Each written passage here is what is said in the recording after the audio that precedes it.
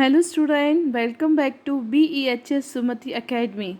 So this is your GK teacher Rasmi Dikshit. So again we have the class GK class, and in this video we have to learn about chapter 14, that is plant kingdom.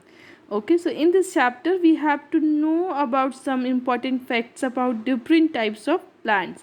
So one by one we will know about each type of plant. As the first type of plant we have, some plants die out after one growing season. What are these plants called? Means there are such type of plants which die after every growing season. Means they will grow in a season, and after this season they will die. So what is they how what are these plants known? So that is called as a annual plants. Means annual plants are the plants which die out after one growing season.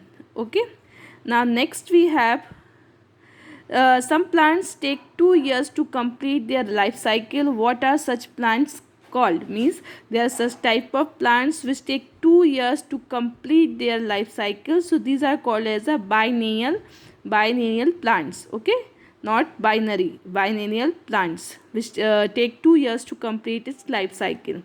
Now third we have some plants live up to many years. Okay, what are they called? Means there are some plants which live up to many years. Means their life cycle has many years. So these plants are called as a perennial plants.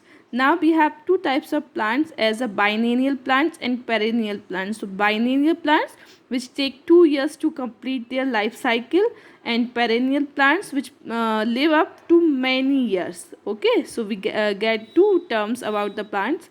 Now next we have, what are the plants that produce flower and seeds? Means it is logical if we say by the name we can give this answer. These are called as the flowering plant. Means the plant that produce flower as well as the seeds.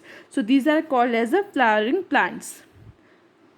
Now next fifth question we have, what are the plants that produce spores instead of seeds called? Means there are some plants which doesn't produce seed, but instead of seed they produce spores. So these are called as a non-flowering plants. Okay, non-flowering plants.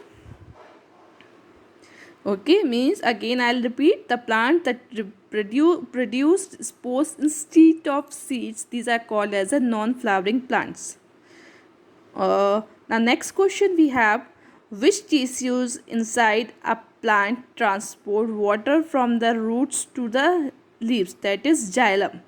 Okay, means we all know that plant absorb water from the roots and it will be delivered to the different parts of the plants. Now what tissues are working for this work? So there are tissues in a plant, inside a plant, which transport water from the roots to the leaves. So these tissues are called as a xylem. Okay, these tissues are called as a xylem, which transport water from the roots to the leaves.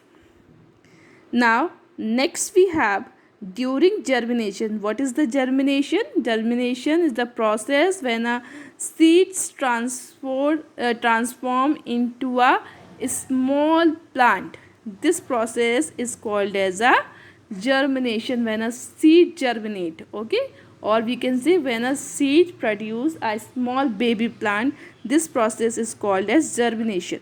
Now during germination, which part of a plant comes out first from the seed? Means the first part which come out from the embryo. Okay, the baby plant embryo. So this is called as a radicle. Okay, so radicle is a part of a plant which comes out first from the seed during the germination. As I have already explained you what is the germination. Germination is a process by which a seed germinate or seed produce a baby plant. Now next we have, what is each individual filament or thread that makes up a fungus called? That is called as hypha. Means hypha is each individual filament or thread that makes up a fungus. Okay, Now, what is the growth or movement of a plant in response to the force of gravity called? What is the growth of a movement of a plant in response to the force of gravity, that is called geotropism? Okay, geotropism. Now, what is the part of a plant that wears buds that called, that is stems? Means we know that stem contains the buds which gives rise to the flower. So stem, which is a part of a plant, contains or consists buds.